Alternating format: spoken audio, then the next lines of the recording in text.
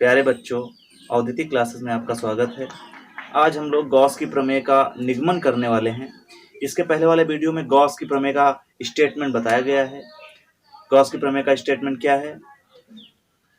किसी बंद पृष्ठ से गुजरने वाला संपूर्ण वैद्युत फ्लक्स उस पृष्ठ में उपस्थित आवेश का 1/ε0 गुना होता है। अर्थात अगर गणितीय रूप में हम बात करें तो क्या होता है, फाई ई होता है ई डॉट डी ए का समाकलन, या फिर ये बराबर होता है क्यू अपॉन एप्सिलॉन नॉट। तो ये क्या है, गॉस की प्रमेय है। इसी को हम प्रूफ करने वाले हैं। बहुत ही इंपॉर्टेंट टॉपिक है, वीडियो को अंत तक देखिए। तो इसके लिए हम क्या करेंगे, आइए हम एक बंद पृष्ठ S लेते हैं। S एक हमने बंद पृष्ठ लिया है जिसमें एक आवेश Q स्थित है। ठीक है, हमने क्या किया है, S एक बंद पृष्ठ लिया है जिसमें आवेश Q स्थित है। आवेश Q से R दूरी पर हमने एक अल्पांश लिया है dA। आवेश Q से स्मॉल r दूरी पर हमने एक अल्पांश dA लिया है, जो कि dA पर जो अभिलंब है वो वैद्युत क्षेत्र से थीटा कोण पर स्थित है। dA का जो अभिलंब है वो dA का अभिलंब वैद्युत क्षेत्र से थीटा कोण पर स्थित है। डी ओमेगा क्या है? डी ओमेगा घन कोण है। दो प्रकार के कोण होते हैं, एक होता है कोण और दूसरा होता है घन कोण। ठीक है, अब यहां से हमें पता है कि बिंदु आवेश के कारण r दूरी पर वैद्युत क्षेत्र की तीव्रता क्या होती है, इसके पहले वाले वीडियो में बताया गया है 1/4πε0 Q upon R square. E equal to यही होता है।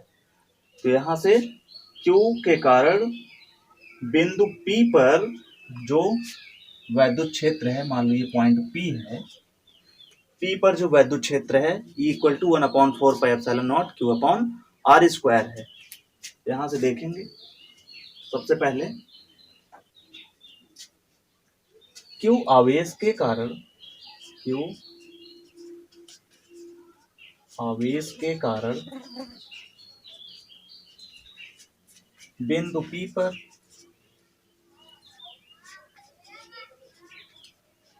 वैद्युत क्षेत्र E बराबर 1/4πε0 Q upon R square. Equation 1। अब हमें पता है वैद्युत फ्लक्स की परिभाषा से, वैद्युत फ्लक्स की जो परिभाषा है वो क्या होती है, फाई ई इक्वल टू ये होता है ई डॉट डी ए और इसका समाकलन। ई की वैल्यू ये है डॉट डी ए।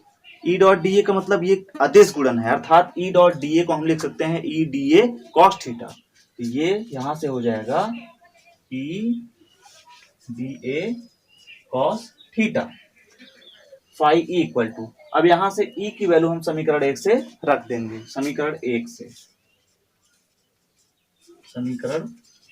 से यहां से फाई ई इक्वल टू आएगा,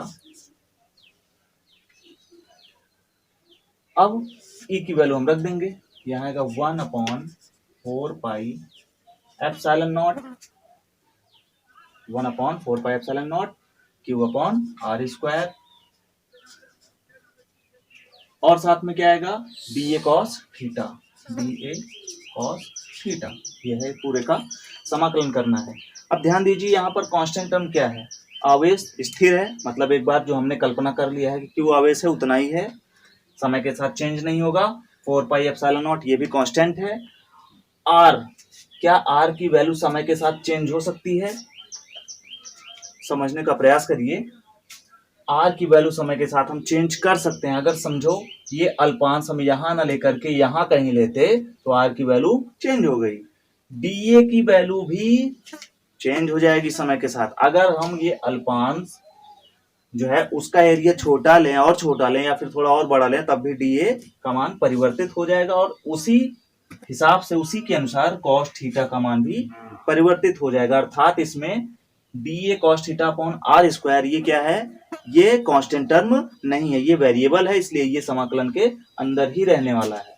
ये हो जाएगा, हम Q अपॉन 4πε0 को बाहर ले लेंगे और अंदर आएगा D A upon R square cos theta. ये फाई ई इक्वल टू है समीकरण 2 मान लो इसको, ये समीकरण 2 है। अब यहां से समझिए कोण, कोण की परिभाषा क्या होती है। कोण को अगर हमें परिभाषित करना है तो हम क्या कैसे करते हैं, हम करते हैं जो है चाप बटे त्रिज्या कोण को, और घन कोण को अगर परिभाषित करना होता है तो हम करते हैं जो है क्षेत्रफल बटे त्रिज्या का वर्ग।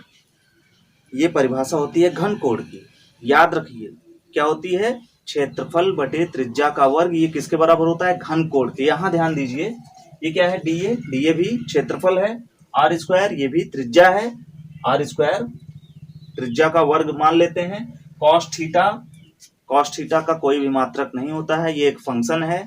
तो अर्थात ये D A upon R square ये एक घन कोण भौतिक राशि के सदृश है, मतलब उसी के समान है, अर्थात हम इसको हम घन कोण मान सकते हैं। चूंकि अल्पांश के कारण घन कोण है इसलिए हम इसको अल्प घन कोण मानेंगे, अर्थात ये डी ओमेगा के बराबर होगा, ये डी ओमेगा के बराबर होगा। तो यहां हम लिख सकते हैं फाई ई बराबर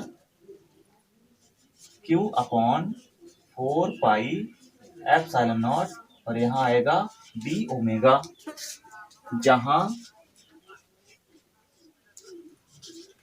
डी ओमेगा क्या है, घन कोण है, घन कोण। ये याद रखिए डी ओमेगा क्या है, घन कोण है, अर्थात D A upon R square cos theta की जगह हमने लिखा है डी ओमेगा। यहाँ इसकी वैल्यू भी लिख लो चाहो तो, डी ओमेगा बराबर क्या होता है, D A upon R square cos theta, ये डी ओमेगा के बराबर होता है। तो अर्थात फाई ई बराबर ये है डी ओमेगा। अब डी ओमेगा का समाकलन करना है, अर्थात डी ओमेगा का अधिकतम मान किसके बराबर होगा। तो कोण का अधिकतम मान किसके बराबर होता है, 360 अर्थात 2 पाई के। उसी तरह से घन कोण का अधिकतम मान होता है 4 पाई के बराबर। किसके बराबर होगा, 4 पाई, अर्थात डी ओमेगा का अधिकतम मान जो आएगा वो 4 पाई के बराबर आएगा। अर्थात हम यहाँ लिख सकते हैं फाई ई बराबर Q upon 4 pi epsilon not, यहाँ आएगा डी ओमेगा का समाकलन करेंगे तो ये आएगा 4 पाई, 4 पाई से 4 पाई कैंसिल हो गया, फाई ई इक्वल टू आया क्यू अपॉन एप्सिलॉन नॉट, यानी जो वैद्युत फ्लक्स है वो आवेश का 1 अपॉन एप्सिलॉन नॉट गुना होता है। यही क्या है, गॉस की प्रमेय है।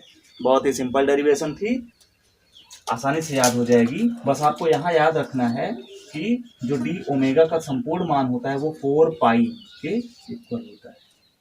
कोण का अधिकतम मान या कोण का समाकलन होता है 2 पाई के अधिकतम मान के बराबर, और घन कोण का अधिकतम मान होता है 4 पाई, अर्थात डी ओमेगा का समाकलन करेंगे तो 4 पाई आएगा। 4 पाई से 4 पाई कैंसिल हो गया, phi equal to Q upon epsilon naught. यही क्या है, गॉस की प्रमेय है।